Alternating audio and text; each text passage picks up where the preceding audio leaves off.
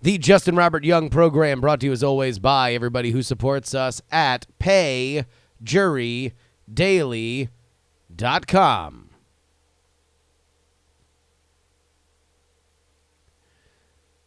Oh, hello, friends. Hello, friends. It's your old pal, Justin Robert Young, joining you yet again this on a fine Wednesday morning. We got a wild story about a day laborer at Home Depot who had the best and worst day of his life. Just kidding. It was the worst times two.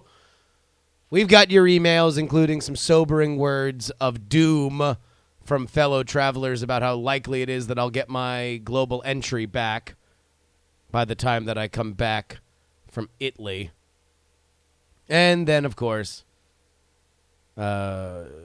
some other stuff. I don't know. There's nothing else. I'm going to cut that out. See, this is what I do like. It's like I don't just have to fumble through stuff. If I don't like something, I can just cut it out. I get my global entry back by the time that I come back from Italy. And then, of course, see, there is no and then, of course. There's a, but now we start. Here we go.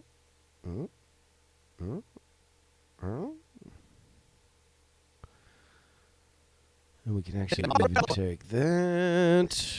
Control K it. Moving on over here. Move this shit.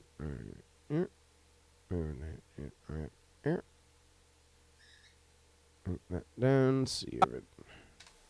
The Justin Robert Young program brought to you as always by everybody who supports us at payjurydaily.com.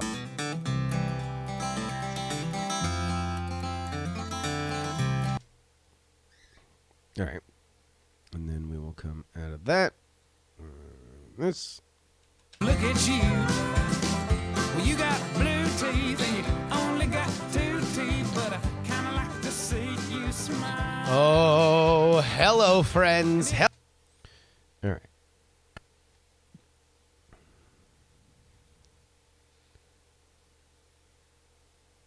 But now we start with yet another story from the weekend that I forgot to tell you yesterday. So, amongst all the stuff that I was going through, I'm figuring out that I lost my global entry. I'm on a red-eye flight, and I know I'm going to get zero sleep. So I got to figure out a way that I can just get myself primed for bed.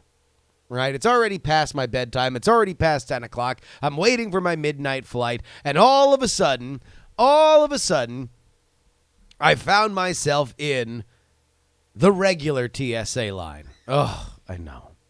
How many blessed years did I have walking through TSA pre? And now, I know. I'm just in the line with everybody else. You want to know what the biggest difference between the regular TSA line and the TSA pre-line? It's not even that you don't have to take off your shoes in TSA pre. It's not even that you can leave your laptops in your backpack in TSA pre. It's not even that you only have to walk through a metal detector and not whatever radiation cyclone that they push you through in regular TSA. You want to know what the big difference is? The big difference is in the regular TSA line, everybody wants to stab each other in the stomach.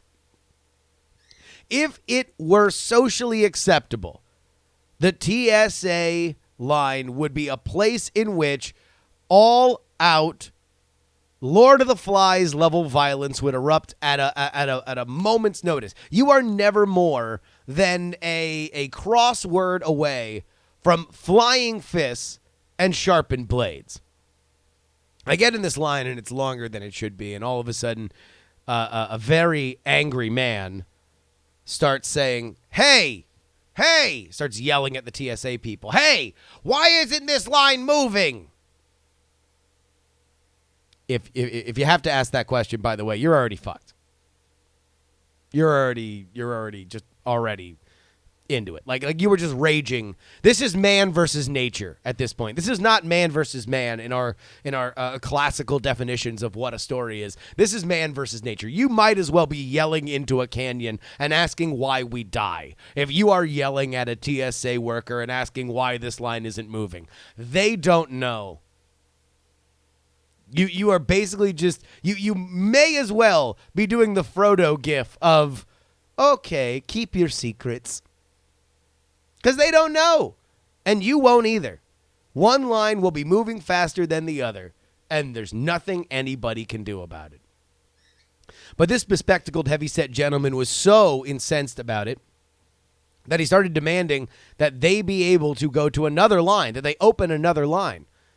And lo and behold, I guess at a certain point, if you yell into a canyon enough, eventually there might be a rock slide. He got another line opened. And so a bunch of people went to go to that other line, which, of course, incensed another person that was further ahead in line that they didn't get the opportunity to go to the other shorter line because they had been waiting longer. Again, cascading chaos equals cascading despair equals cascading anger. And yet we are all meant to deal with it in this gumbo of hatred. Now, I don't really pay it much mind because I understand that my lot in life is to wait forever. However, and I'm also buried into my phone trying to figure out how I will never deal with this line ever again. But my phone is in my hand because traditionally this is what, I'll do. I'll scan my boarding pass on my phone when I get to TSA pre. Because I have a habit of losing paper tickets. I just do. For whatever, I'll pull shit out of my pockets and it'll fall out. It's not good. I know I'll never lose my phone, so I always keep my boarding pass on my phone. And also now I'm trying to fill out the trusted traveler form in the line anyway. But as I get to the front of the line in SFO, they now have these new machines. They're these gigantic wide bins, and they're on a partitioned system. The only problem is that the bins aren't very high. They're wide, but they're low. So I'm pulling out all my stuff. I need like 3 bins because I got a bunch of electronics here. And at some point, and I can't really remember which point it happens, but I put my phone on top of a bunch of stuff in one of the bins.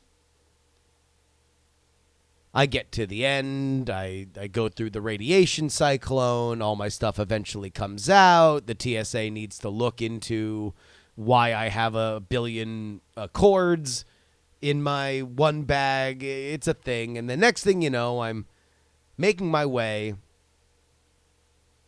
over to... I'm making my way over, and I think I even still have my AirPods in. And I'm leaving to go find the nearest United Club. Because I know, as a savvy United Club veteran, that we are getting to the point where they will shut down the United Club. I also know which bars in SFO are open the latest because, well, ...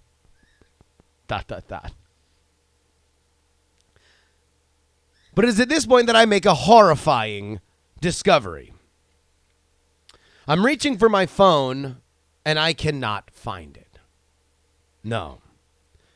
There is no phone for me. Now, this is doubly horrifying as I'm also trying to fill out these global entry forms. So, I now have to make some really important decisions. I don't know where these things are. I don't know if somebody else picked up my phone. I don't know where it is. I don't know how it got lost. I literally had it right before I went through TSA, and now I don't have it. Where could it possibly be? It's either got to be in TSA or somebody else has to have picked it up. And so, it is at that point that I begin going into battle stations. I'm opening up my laptop. I'm tracking my phone. I'm trying to find out where it is. It says that it's right over there by TSA. So at least I know that nobody has grabbed my phone and has now run off with it. So I walk up to the TSA people and I say, hey, have you seen my phone? And it's at that point that I realize that I am the heavy-set, bespectacled man that was in the line asking why one line went faster than the other. I have no allies in this situation. I have one missing phone, and I have no way to retrieve it, because if I'm asking for these TSA people to find my phone somewhere, it is never going to happen. They don't care. If I walked up to them bleeding from a massive wound in my head and I asked them to call the police, they would tell me, please, sir, step aside. I know there's only one way that I can get my phone back. So on Find My iPhone, they have your iPhone make a really loud noise forever mode. And so I do. Meanwhile, I'm also calling my iPhone. It's still like tethering on my watch, so I can hit Find My iPhone and it goes bing, bing, bing, bing, bing, bing, bing, bing, bing, bing, bing. And then if it's in Find My iPhone lockdown mode, it just goes like So I'm just making all these noises, and I'm trying to sneak back over by TSA so I can hear them. Now, meanwhile, the first time that I went over there, the guy at TSA was just like, what? And I'm like, my phone, I think my phone might have fallen out of a bin. And he's like, hold on. Hey, bin guy. Yeah. So this guy says your phone fell out. I don't see it. And that's like as fast as he says, I don't see it. He doesn't even look around. So, it's going off. I can't hear it from where I am because I don't want to get back by TSA because at a certain point, I'm going to get arrested if I keep snooping around. It is at that point that I'm like trying to edge around the borders here. I see the most blasé wave from the initial TSA guy. And he's like, it's almost dismissive too. It's dismissive like, hey, whatever. He's like looking at me like I'm the asshole. Like, they have these shallow-ass bins. This thing flipped out of the bin. I didn't mean to lose my phone in their TSA machine, but sure enough, there it is. He has the phone, and that was it. All right. Enough of my heartache.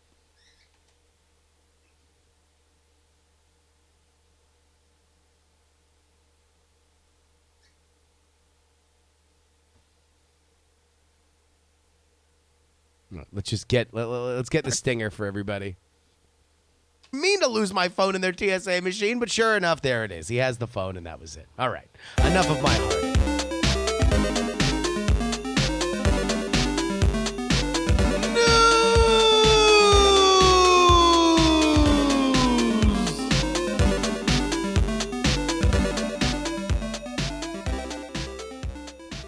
That could probably be louder, right?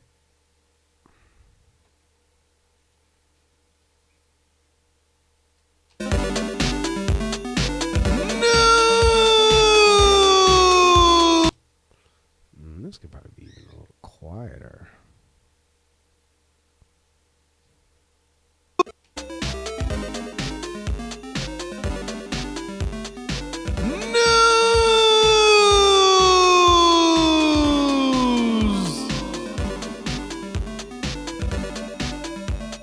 Yeah, I just don't want the echo to get lost.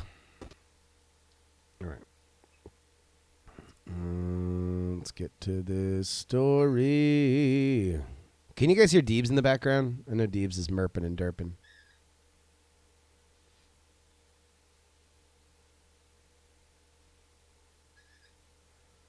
News story as submitted to our Discord by MacBook Pro. Day laborer forced to have sex at gunpoint. This is one of those stories that I read, and I was just like, not from Florida, not from Florida, not from Florida, not from Florida. Yes! An Arizona couple is charged with luring a day laborer to their Phoenix home and forcing the man to have sex at gunpoint with the female suspect. An assault that the male suspect described as a sexual fantasy scenario, according to a criminal complaint. According to investigators, the victim was picked up last Monday outside a Home Depot by Brenda Acuna Aguero, 39, who said that she needed help moving items at her home. The victim told cops that when he reached the residence, Acuna Aguero began to talk sexual to him and said it was her fantasy to have sex with a laborer and that she wanted to have sex with him. When the man declined to have sex, Acuna Aguero's husband, Jorge Murrieta Valenzuela, 45, entered the room carrying a rifle. Murrieta Valenzuela, cops charged, placed the firearm against the victim's chest and told him that he was going to have sex with his wife or he would shoot him. As alleged by the Superior Court complaint, the victim engaged in a series of sexual activities with Acuna Aguero and Murrieta Valenzuela and was taking pictures of them and recording them with his cell phone. Additionally, the victim said Murrieta Valenzuela directed him to move into different sexual positions. Before allowing the man to leave the residence, the couple took his Mexican visa and driver's license, which they said they would return the next day if he did not show up the following morning. The couple warned they would send explicit photos to his wife in Mexico.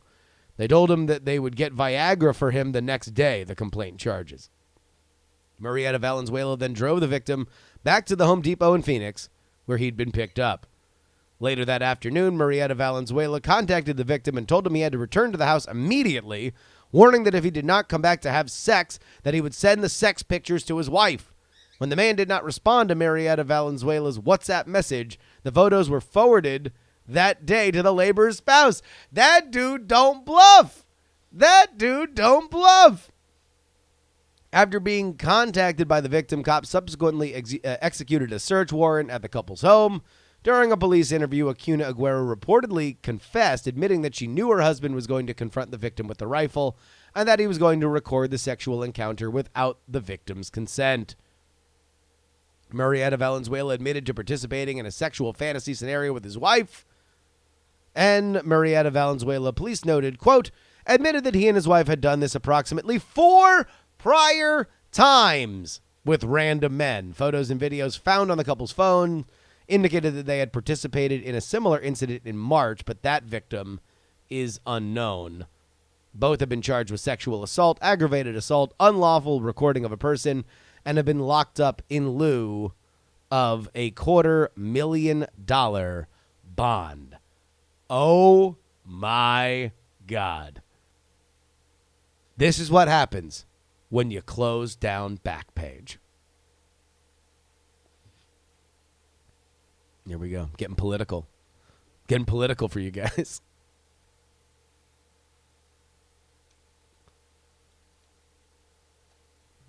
Where's the control? There we go.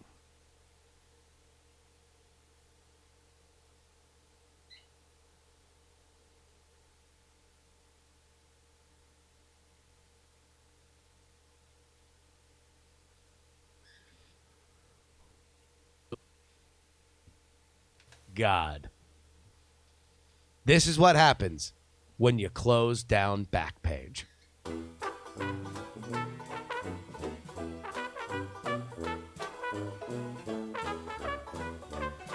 Email. A little higher.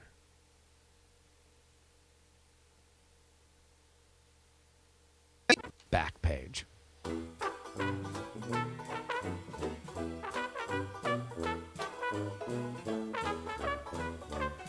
Email. Oh, wait. We got to do it right. We got to do it right for the lives. Here we go.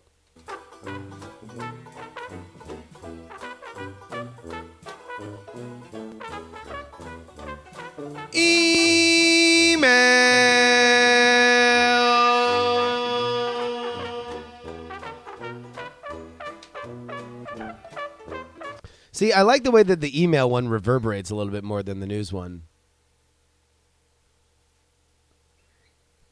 All right. Let's get to this email. Let's get to this email.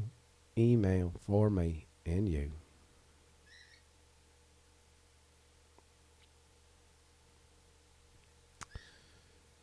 All right.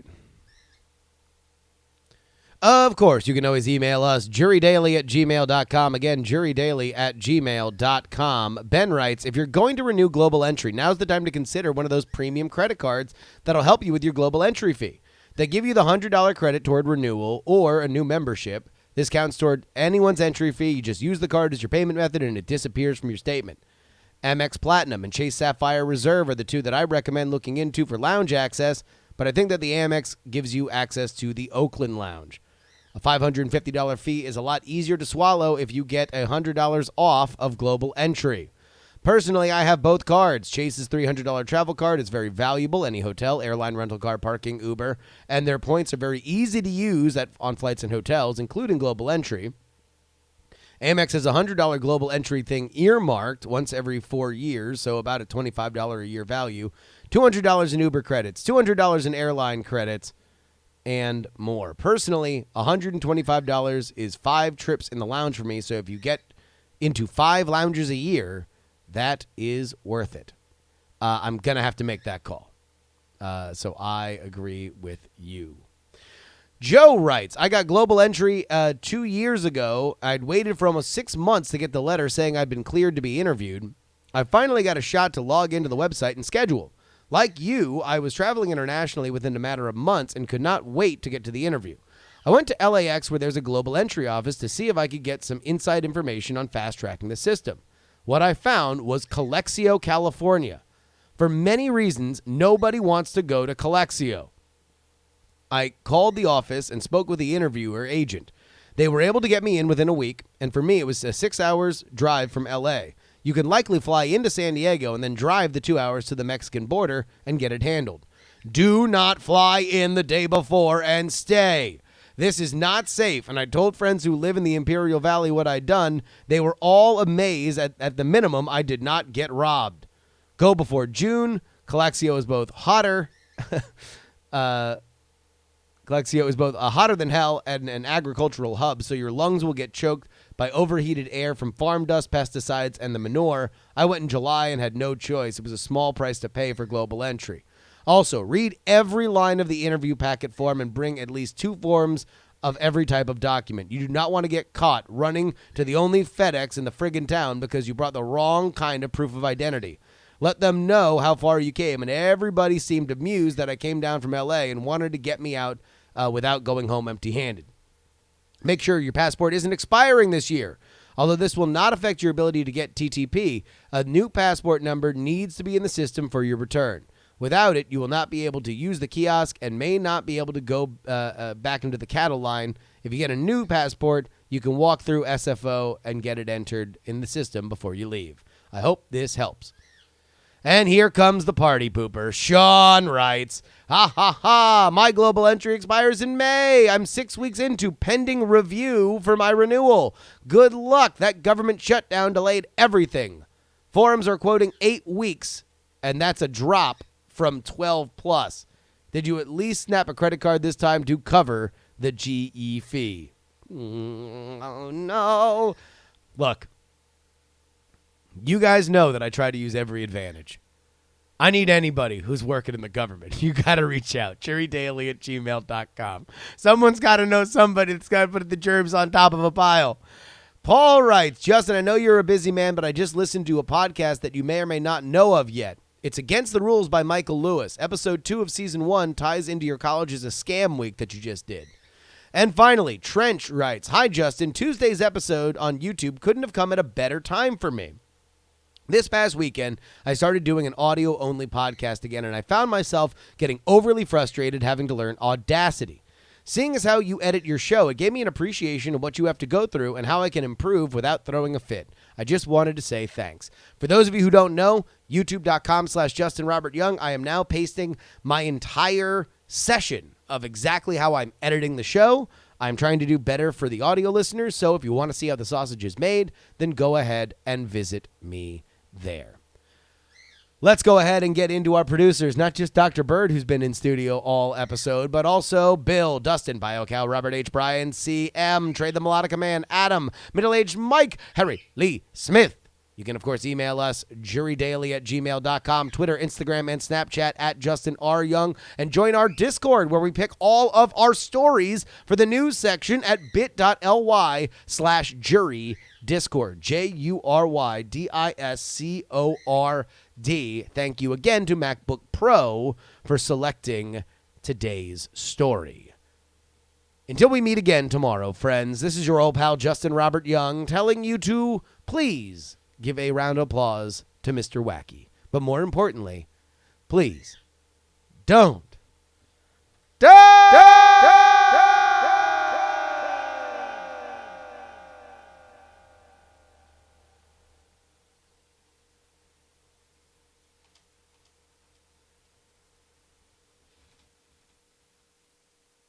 There we go, there we go, there we go again.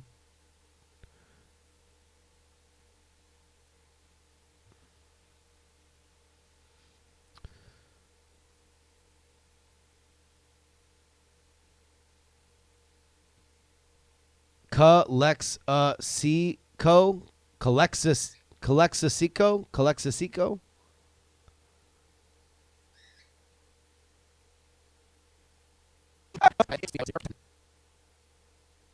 All right, let's make sure all this lines up.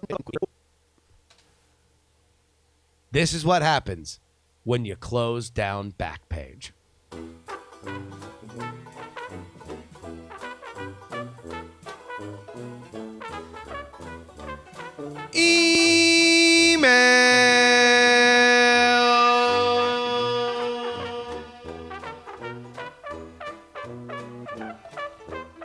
Of course, you can always email us, jurydaily@gmail.com. Again, jurydaily@gmail.com. Ben writes, if you're going to...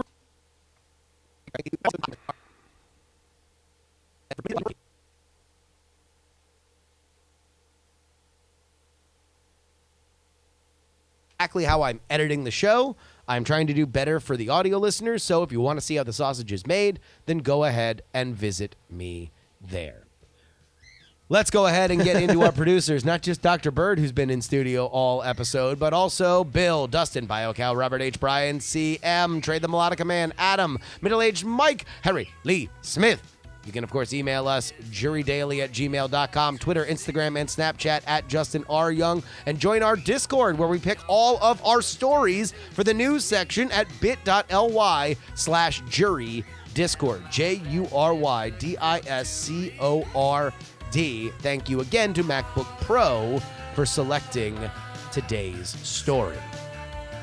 Until we meet again tomorrow, friends, this is your old pal Justin Robert Young telling you to please give a round of applause to Mr. Wacky. But more importantly, please don't.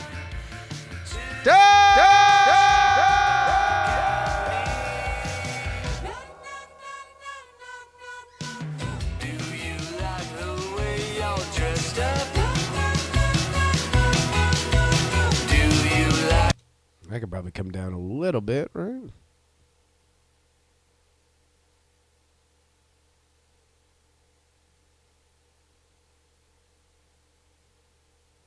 How your hair gets cut. Do you like when your friends fuck up? Don't you think you have had enough? Diamond Club hopes you have enjoyed this program. Perfect. All right. That is what we are doing today. So, YouTube, I will see you guys tomorrow. Let me know if you guys if there's anything that you would like to see or any notes that you want to give me in terms of what we're doing, what you like to see more of on the show, because now that it's a little bit more of a collaborative process with the audience, I can actually do that. But YouTube,